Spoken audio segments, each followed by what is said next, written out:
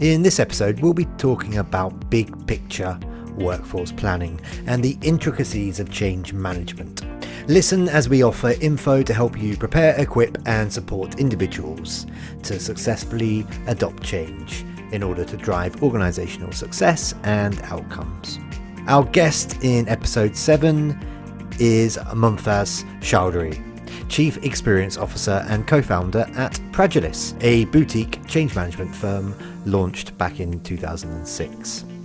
Mumtaz and her team work closely with senior execs and their sponsors to learn more about the challenges that organisations are having with change, and they develop effective strategies and tactics that lead to successful and sustainable outcomes. Through their people-first, pragmatic approach, Pragilis has worked with organisations in a variety of industries including retail, finance services, machinery, mining, energy and higher education.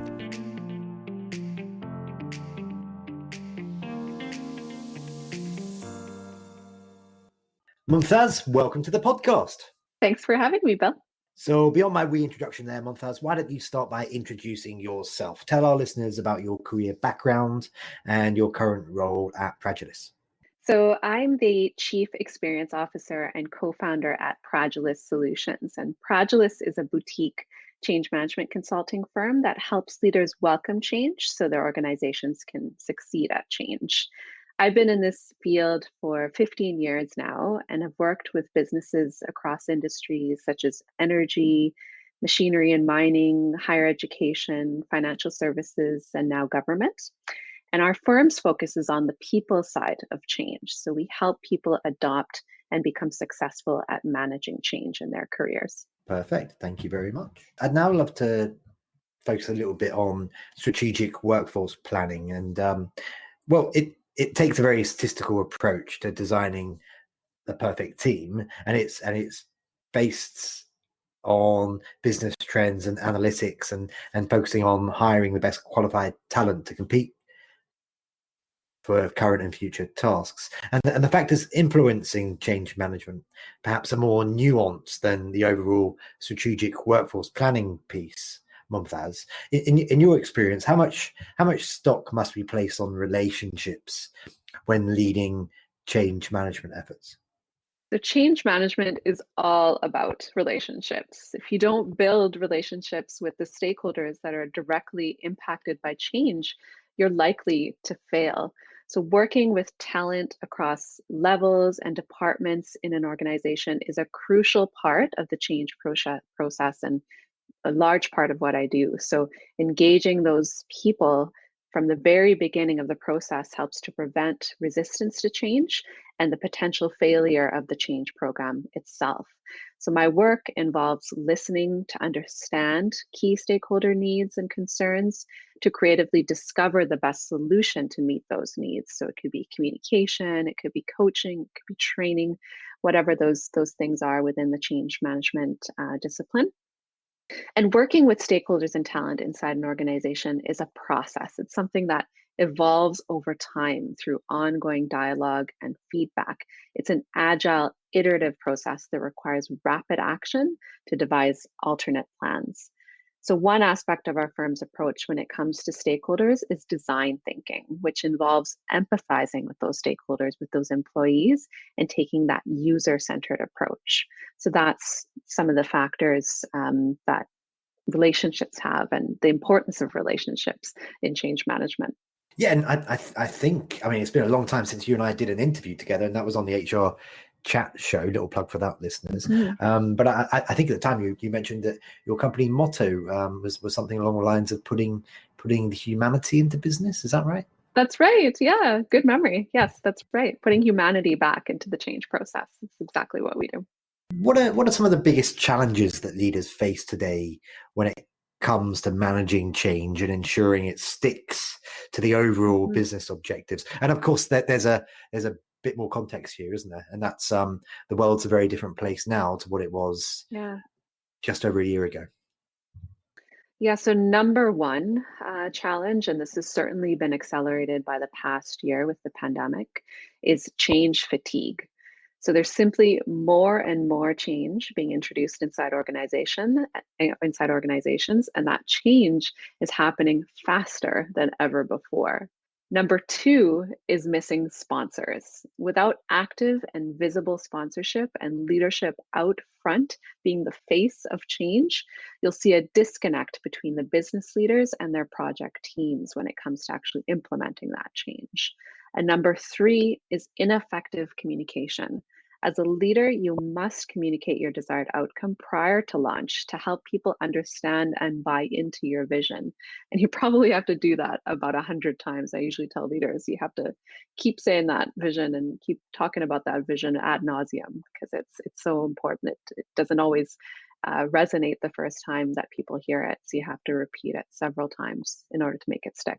So lots of companies, of course, have gone through huge upheaval and lots of changes since Q1 of 2020. What can happen to company culture if too much change happens in a short space of time? Yeah, so there's both a positive and a negative side to that. If change is implemented successfully, even if it is too much change happening in a short amount of time, but if it's implemented successfully, it helps to build a change capable culture, an agile and resilient organization. However, if change hasn't been implemented successfully, it can result in change fatigue and large scale resistance. Successful change requires three things: an active and visible sponsor, as I mentioned before, communicating their desired outcome, ongoing dialogue and engagement with key stakeholders, and enablement of your stated outcomes through skill building programs, coaching and performance support, changes to performance and reward systems.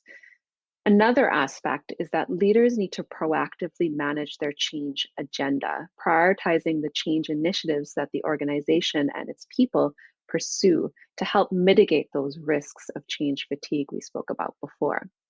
When you mismanage change, you risk the positive well-being of your employees and teams. That increases stress, exhaustion, fatigue. I mean, all of this is familiar to us with what's happened over the last year with the pandemic. And that results in lost energy, lost productivity, and at worst, the loss of valued employees. So COVID-19 has accelerated change fatigue in organizations this past year. To mitigate the risk of change fatigue, there are a few things that you can do.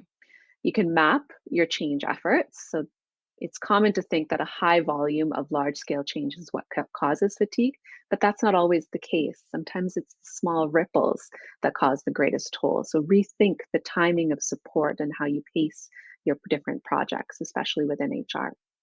Build change capable leaders. So coach and empower your leaders to lead through change effectively, help them build trust and team cohesion, and then navigate the curve. We'll talk about the concept of the change curve probably in the course of our conversation today, but the best approach to managing and reducing change fatigue is to focus on how employees experience change. It's kind of a what else question next for you. What are some other, in addition to what you said so far, what are some other, or maybe you want to reiterate because they're so important, top organizational change trends that you're seeing this year in 2021? And also, do you have any predictions for 2022? For sure.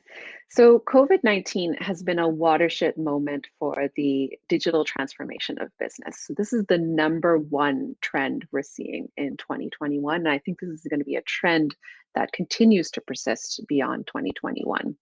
According to the World Economic Forum, digital transformation will lead the global economy post-COVID, and investments in this area will total more than 7.4 billion over the next 4 years, according to a report from the IDC.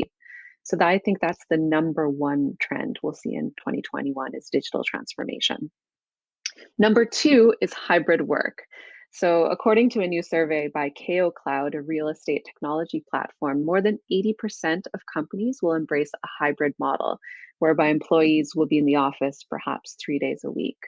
So these workplaces are reimagining activities that benefit from in-person interaction, including collaboration on projects and employee onboarding to promote and preserve company culture and identity.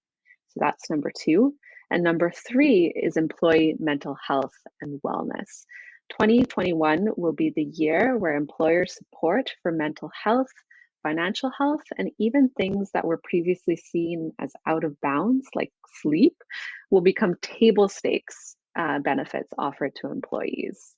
Gartner research shows that 45% of well-being budget increases are being allocated to mental and emotional well-being programs. So I think these are going to be the top three trends for 2021: digital transformation, hybrid work, and employee mental health and wellness. And I see that those trends are going to persist for the years to follow as well. Okay, so it sounds like it's been a whirlwind, and watch this space for more to follow, listeners, over the course of the next couple of years as we realign with whatever the normal is now. We are already coming towards the end of this chat. Just a few more questions for you. Mm-hmm.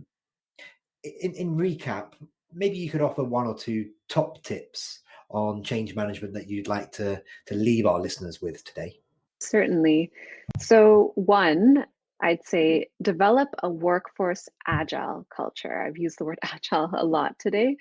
Help your employees adapt better to change, right? By implementing change more successfully, by adopting a framework and a standard practice, by enabling leaders and employees to anticipate and adapt to changes in the work environment. So, work on building that workforce agile culture inside your organizations. That's number one. And the second tip I'll offer is to be proactive with the needs of your key stakeholders, your employees.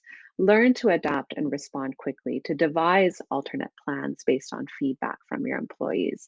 Things like this transition to hybrid work.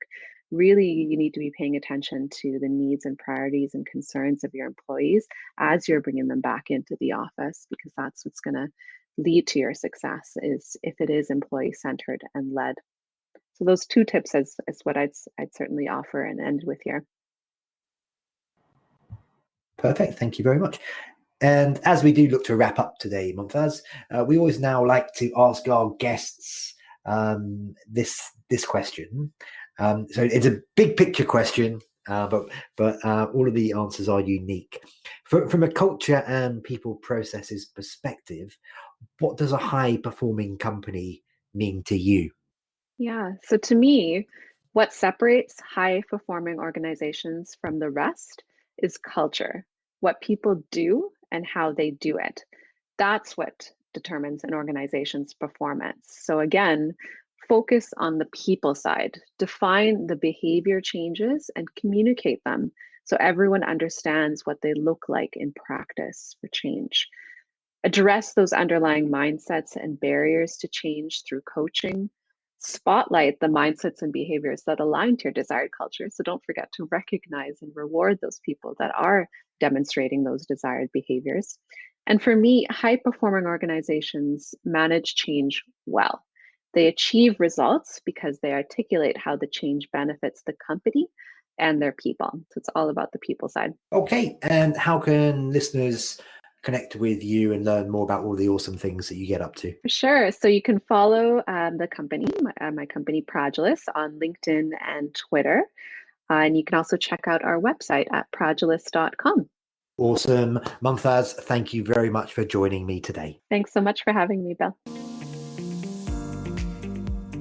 This podcast is supported by Fidello Inc., a consulting firm specializing in improving human performance. Through their products and services, Fidello helps clients design, develop, and implement strategic integrated human resource processes and systems. Learn more at fidello.com. That's FIDELLO.com.